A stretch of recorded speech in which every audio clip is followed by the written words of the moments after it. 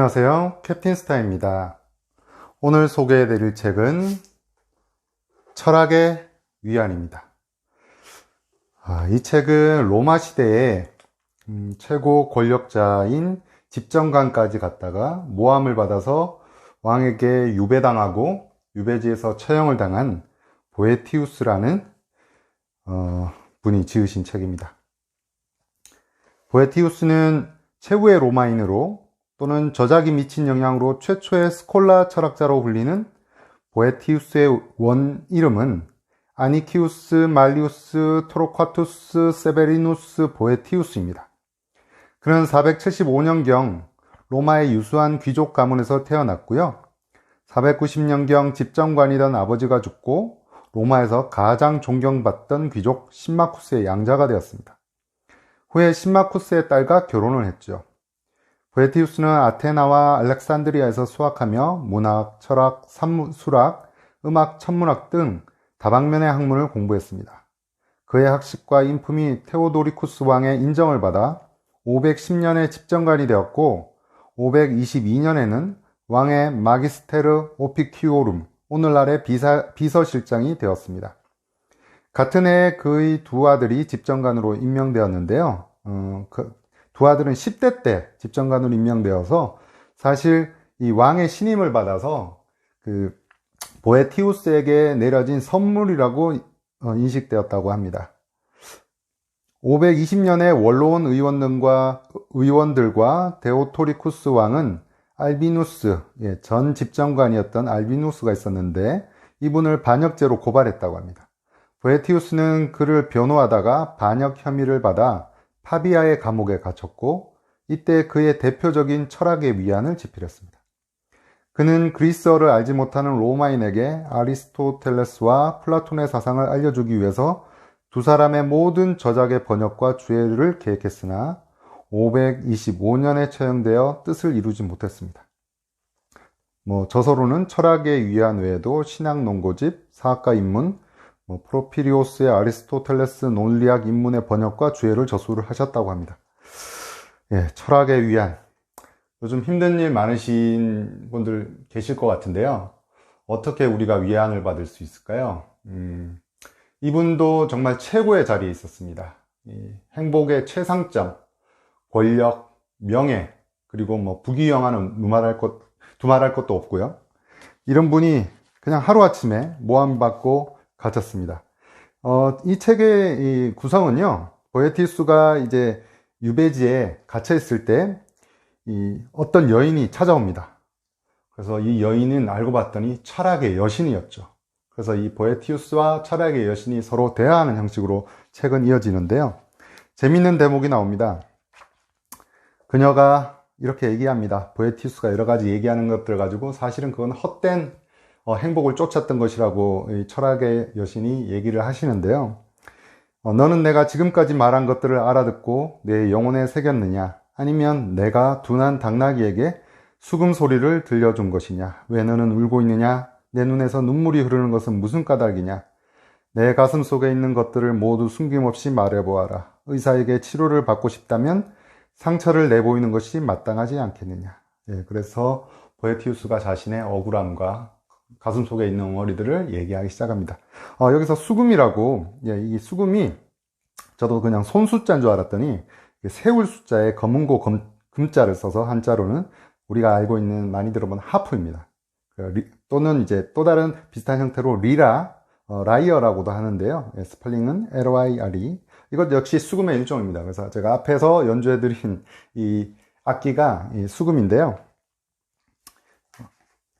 자, 보에티우스의 상태를 볼까요? 이거 시로서 재밌는 구성은 산문과 시로 구성이 되어 있습니다. 그래서 먹구름에 뒤덮여 가리워진 별들은 빛을 낼 수 없다네.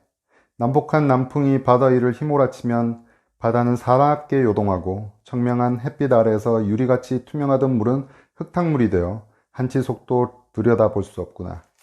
산허리를 휘감고 내려오는 물은 바위에서 떨어져 나온 돌이 장애물이 되어 제 길로 가지 못하고 산산이 부서지는구나.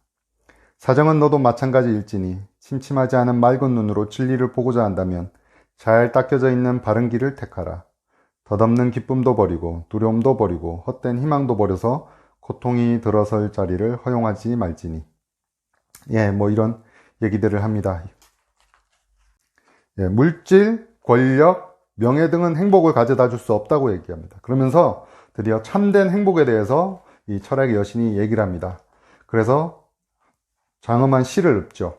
처녀지에 씨를 뿌리려고 하는 사람은 먼저 그 땅에서 관목들을 뽑아내고 덤불과 잡초를 낫으로 베어냄으로써 대제의 여신이 와서 그 땅을 세곡식으로 풍성하게 채울 수 있게 하는 법. 입이 쓴맛을 먼저 맛본다면 벌의 수고로 만들어진 꿀은 더 달콤하고 남풍이 몰고 온 비바람이 그친 후에는 별들은 더욱 밝게 빛나며 금성이 어둠을 거두어 갔을 때에야 청명한 아침이 장밋빛 붉은 말들을 몰고 오나니 지난날 거짓 행복을 쫓았다면 이제라도 먼저 너의 목에서 멍에를 버려야 할지니 그래야만 참된 행복이 너의 마음에 깃들리니. 선한 자들만 선에 도달한다고 이 선을 추구해야 된다고 얘기를 합니다. 선한 자들의 보상은 곧 선이라고 얘기를 하죠. 세계는 불의가 판을 치지만 사실 섭리와 이 운명에 대해서 이걸 잘 모르면 이 운명이 지배하는 것의 그 위에 섭리가 있다는 걸 깨달아야 된다고 얘기합니다. 그래서 섭리를 모르면 불의와 혼돈으로 인식을 해서 정말 불의가 판을 치는 것 같으나 사실은 운명은 선한 자들에게 상을 주거나 단련시키기 위한 것이고 악한 자들에게는 벌을 주거나 바로잡기 위한 것으로 정당하거나 유익한 것이다. 예, 지금 힘든 운명을 받았고 겪고 계시다면 이렇게 선한 자에게 복을 주고 단련시키는 거다 라고 얘기를 합니다. 그래서 용사가 전쟁터에서 적군의 함성 소리를 들을 때마다 성가시다고 불평하는 반응을 보여서는 안 되는 것과 마찬가지로 지혜로운 자는 운명과 싸움을 벌일 때마다 그 싸움이 힘들다고 불평하는 반응을 보여서는 안 된다. 예, 뒤에 또 뭐 자유의지, 과연 그러면 인간에게 자유의지가 있는가? 이런 재미난 얘기들을 합니다. 그래서 최종적으로는 세상을 인식하는 우리 방식이 단계가 낮기 때문이다. 예, 감각적으로 그냥 인식하고 이것을 두렵게 상상하고 다가오지도 않는 공포감이죠. 그렇지만 합리적으로 이성적으로 그리고 신의 영역인 직관을 가지고 한다면 우리의 이런 어려움은 다 이겨낼 수 있다. 그래서 예, 인간에게 자유의지가 존재하는가 이 부분도 재밌습니다. 그래서 자유의지는 4단계가 있는데요. 완전한 자유. 그런데 우리가 저 위에 높은 섭리, 하늘의 어떤 신의 영역을 바라볼 때는 완전한 자유를 누릴 수 있으나 바로 지상의 것, 땅의 것에 얽매이면서 점점 덜 자유롭게 되고 한층 더 부자유롭게 땅에 속한 것들에 묶이게 될수록 더 부자유롭게 되는데 최후에는 노예의 단계가 된다. 그런 걸 얘기하고 있습니다. 그래서 인간의 신의 어떤 예지와 신의 운명이 있는데도 자유의지가 있는가와 가지고 상당히 철학의 여신과 약간 논쟁 아닌 논쟁을 하게 됩니다. 정해져 있는 것과 인간의 자유의지로 변경할 수 있는 것은 어떻게 이게 모순적이지 않은가. 그런데 재밌는 얘기가 나오죠. 신은 영원하지만 세계는 계속된다라는 얘기 있습니다. 그러니까 신의 영원성은 현재의 세계로 다 보고 있는 거지 전혀 이게 모순되는 게 아니다. 이 부분은 상당히 형이상학적인 설명이라서 좀 언뜻 이해하기 힘든 내용이었는데요. 저도요. 그래서 어떤 이 책에서는 어쨌든 그렇게 설명을 하고 있습니다. 그래서 마지막에 이 책의 주제가 나오게 되는데요. 모든 신에게 드리는 것도 정해져 있는 게 아니라 모든 것도 이제 의미가 있고 그래서 헛되지 않고 효력이 있다. 그러므로 너희는 악을 멀리하고 미덕을 기르며 바른 희망을 품고서 너희의 정신을 들어올려서 저 높은 곳을 바라보고 겸손하게 간구를 드리라. 너희는 모든 것을 보고 있는 심판주의 눈앞에서 살아가고 있는 것이기 때문에 너의 자신을 속이고자 하지만 않는다면 바르게 살아가야 한다는 필연성이 너희에게 주어져 있다는 것을 알 것이다. 예, 신은 심판주에 우리가 뭐 부처님 손바닥이라고 하죠. 예, 손오공처럼 아무리 현재 세계에 날고 기고 한다고 그렇다고 하더라도 심판주의 모든 걸 알고 있는, 모든 게 펼쳐져 있는, 그러니까 약간 차원의 영역 같은 설명인 것 같아요. 우리가 살고 있는 이 3차원 공간에 시간이라는 게 4차원 공간이 있잖아요. 근데 만약에 모든 시간의 흐름을 한눈에 볼 수 있다면, 그게 펼쳐져 있다면, 신은 그 모든 걸 알고 있다면, 그러니까 보인다는 거죠. 물론 우리가 선택하는 거에 따라서 그 가능성이 이쪽도 가고 저쪽도 갈 수 있는데, 어쨌든 그 선택의 것들이 동시에 끝이 어떻게 선택하느냐에 따라 보이는 어떤 절대자의 눈. 예, 그런 부분으로 좀 이해가 되더라고요. 예, 힘든 시기에 이 철학을 보면서 정말 내가 가지고 있는 게 힘든 것은 너무 감각적으로 낮은 단계의 인식 단계에 있어서 그렇지 않은가라는 것을 조금 반성해 볼 수 있었던 책이라고 여겨집니다.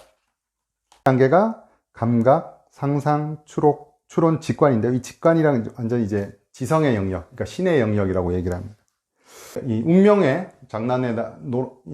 운명이 장난으로 너무 힘들어졌다라고 생각하시는 분들, 이 책에도 운명의 여신이 나오는데요. 운명의 여신은 변덕이 심하다. 계절의 변화가 오는 것처럼요.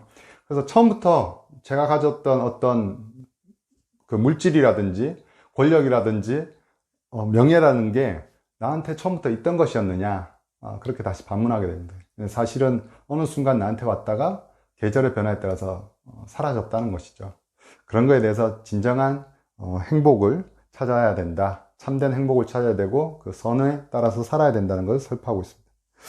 자, 오늘의 책은 철학의 위안이었고요. 다음에 또 재밌는 책 이야기로 만나겠습니다. 안녕.